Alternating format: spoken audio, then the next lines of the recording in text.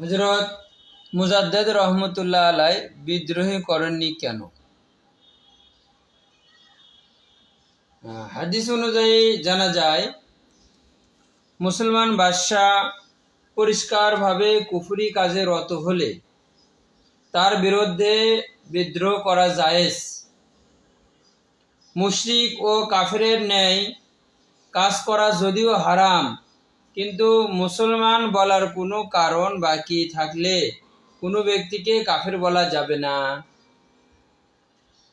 সম্ভবত বাদশাহ আকবরের সময় হযরত মুজাদ্দেদ আল-ফিসানি রহমতুল্লাহ আলাইহির আন্দোলন ওইরূপ শক্তি সঞ্চয় করেনি যাতে তিনি আকবরের ন্যায় প্রতাপশালী সম্রাটের মোকাবেলা করতে পারেন।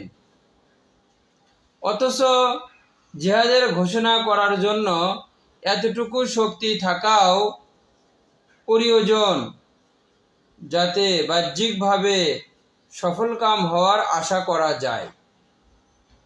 এতে আশ্চর্য হওয়ার কিছু নেই যে হযরত মুজাদ্দেদ রহমতুল্লাহ আলাইহির বিপ্লবী আন্দোলনের প্রভাব বাদশাহ আকবর পর্যন্ত পৌঁছেছিল এবং তার প্রতিক্রিয়া স্বরূপ সম্ভবত বাদশাহ আকবর মৃত্যুর কিছু পূর্বে তওবা করে থাকবেন।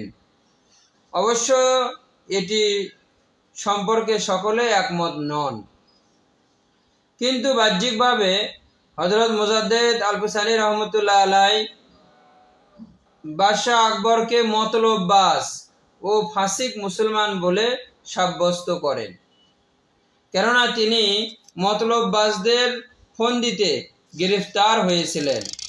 এজন্য হযরত মুজাদ্দেদ রহমতুল্লাহ আলাই বাদশাহ আকবরের চেয়ে দুনিয়াদার আলেম এবং ওই শ্রেণীর মতলববাজ ব্যক্তিদের উপর অধিকতর দোষারোপ করেন এবং তাদের সংশোধন কল্পে সরকারি ওয়ামাতব্যবর্গের সংশোধনের উপর অধিক গুরুত্বারোপ করেন। এতদতীত প্রকৃত কথা এই যে তিনি ব্যক্তিগতভাবে রাজ্যভিলাষী ছিলেন না, বরং রাজার ও রাজত্বের সংশোধন করাই ছিল তার মুখ্য উদ্দেশ্য। এজন্য তিনি বাদশার প্রিয় পাত্র ও উজিরদের উপর প্রভাব বিস্তার করেন। যদিও এর দ্বারা তাৎক্ষণিক বিপ্লব ঘটানো সম্ভব ছিল না, তবুও তিনি বিপ্লবের আশা থেকে একেবারে নিরাশ হননি। তিনি সশস্ত্র বিপ্লবের পরিবর্তে বাদশাহর প্রিয় পাত্রদের সংশোধনের মাধ্যমে শান্তিপূর্ণ বিপ্লবের রাস্তা বেছে নিয়েছিলেন, কেননা ওই সময় মুসলমান বাদশাদের গৃহ বিবাদ চরমে পৌঁছেছিল।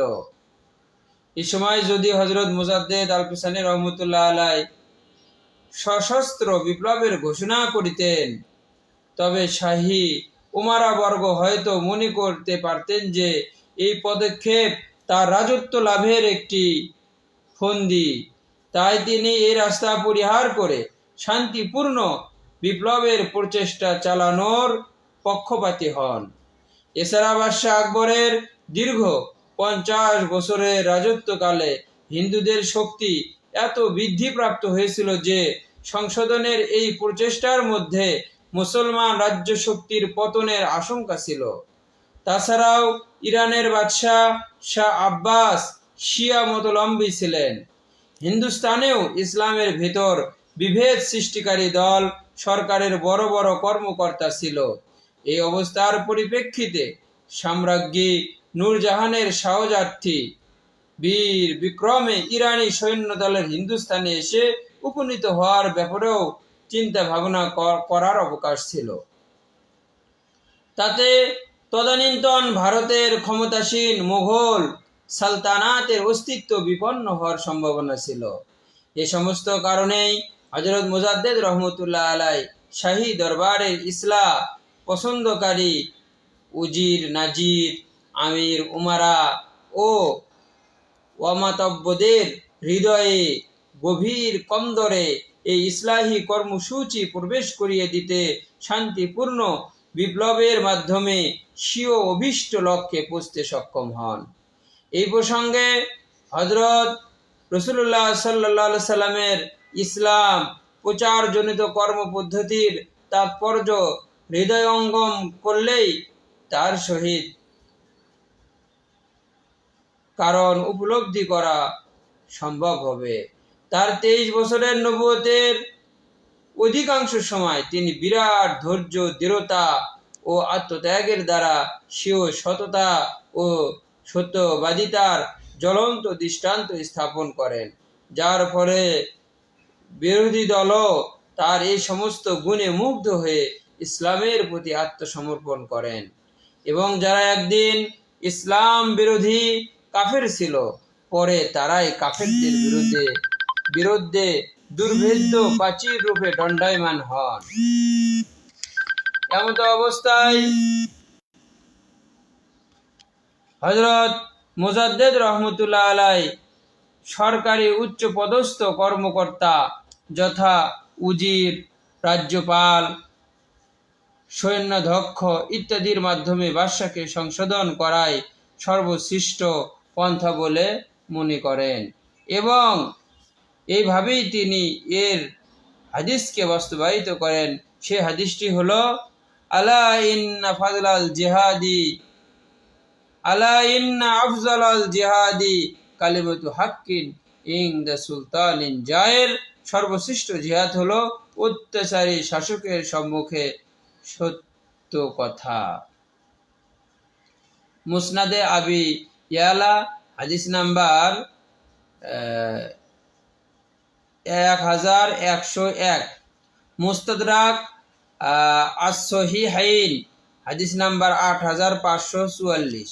হযরত মুজাদ্দেদ রহমতুল্লাহ আলাই এই দূরদর্শিতা ও বিপ্লবী সংস্কারমূলক কর্মপদ্ধতির ধারা তার মুজাদ্দিদিয়াতের বিরাট শানের প্রতি দৃষ্টি আকর্ষণ করার ইশারা মাত্র।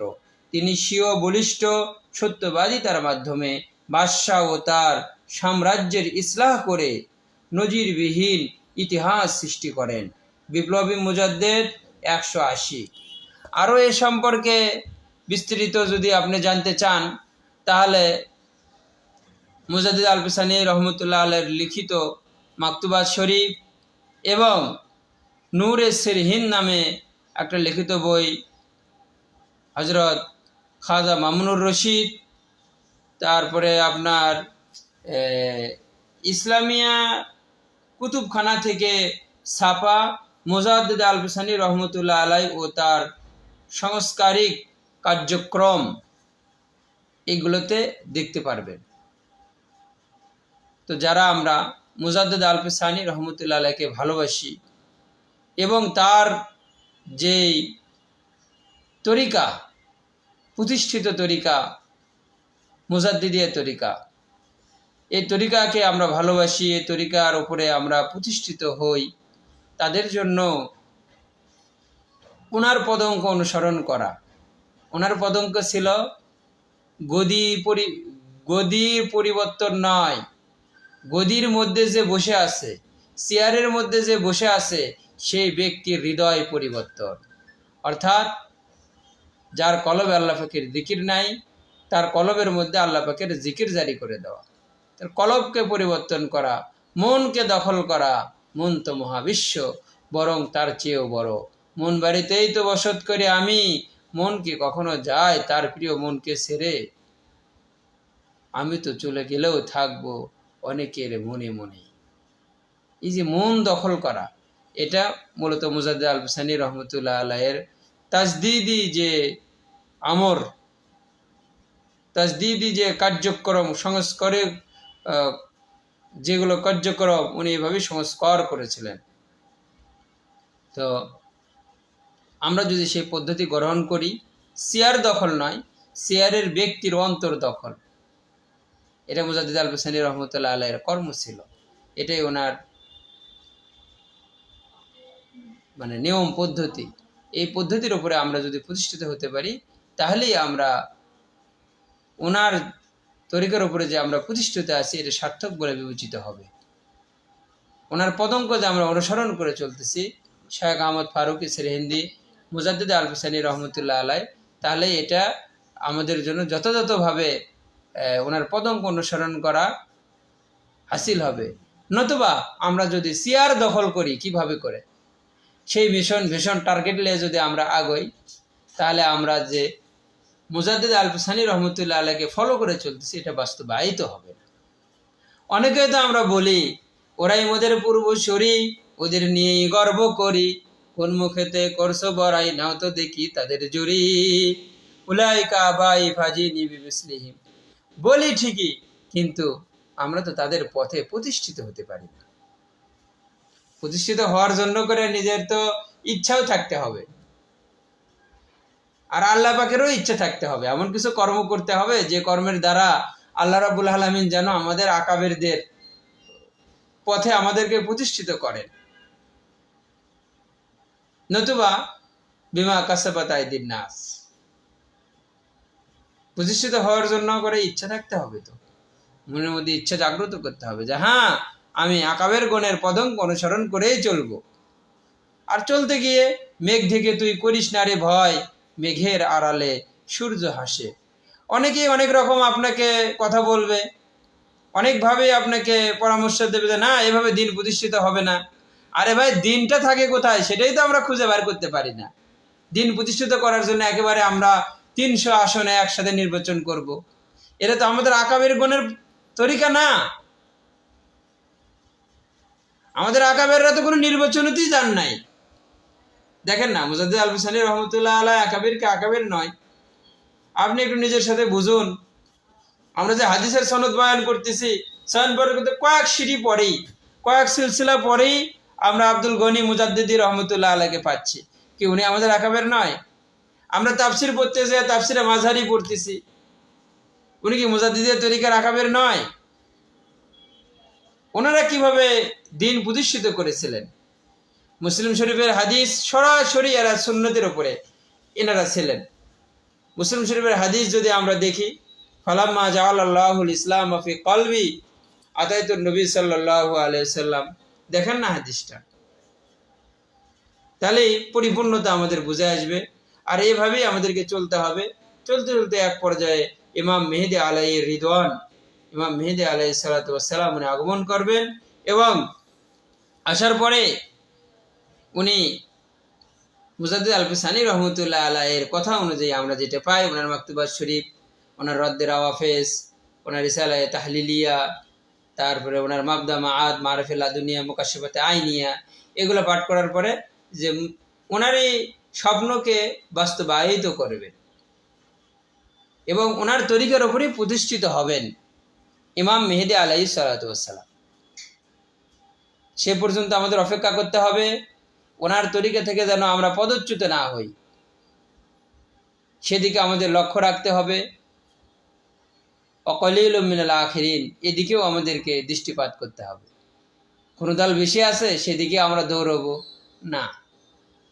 রাসূল তো আগেই বলে গিয়েছেন, বাদা আল ইসলামা গরিবা সাউদু কামা বাদা, ইসলাম তো সূচনা হয়েছিল, ইসলামের প্রারম্ভ হয়েছিল স্বল্প কিছু লোকের দ্বারা, আবার স্বল্প কিছু লোকের মধ্যে ইসলাম প্রত্যাবর্তন করিবে, ফিরে যাবে। আল্লাহ রাব্বুল আলামিন আমাদেরকে মুজাদ্দিদ আল হুসাইনি শাহ আহমদ ফারুকী সিরহিন্দি রহমতুল্লাহ আলাইহির পথে মতে ভীষণ নে একমত হয়ে সেভাবে আমাদেরকে জীবন যাপন করে ইহকালের চির সফলতা এবং পরকালের চির সফলতা অর্জন করার তৌফিক দান করেন। আসসালামু আলাইকুম ওয়া রাহমাতুল্লাহ।